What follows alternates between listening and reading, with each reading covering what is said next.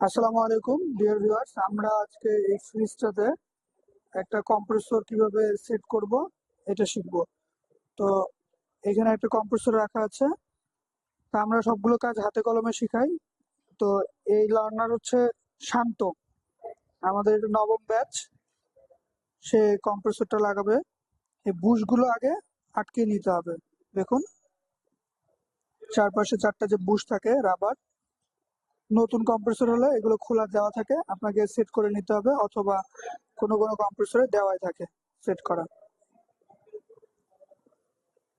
চার কোণা চারটা এই বুশ লাগাই নেওয়ার পরে যাতে নাট বোল্ট লাগানো যায় এই জন্য একটা স্প্রিং আছে, সেটা সেট করে নিতে হবে।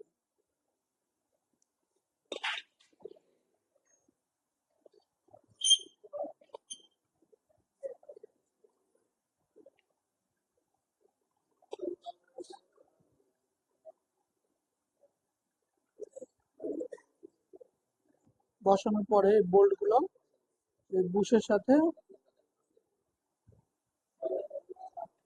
উপর দিক থেকে টাইট করে বসিয়ে দিতে হবে। চারটা এরকম বোল্ট আছে, স্ক্রু। কম্প্রেসরের চারপাশে চারটা বোল্ট ভালোভাবে টাইট দিয়ে নিতে হবে।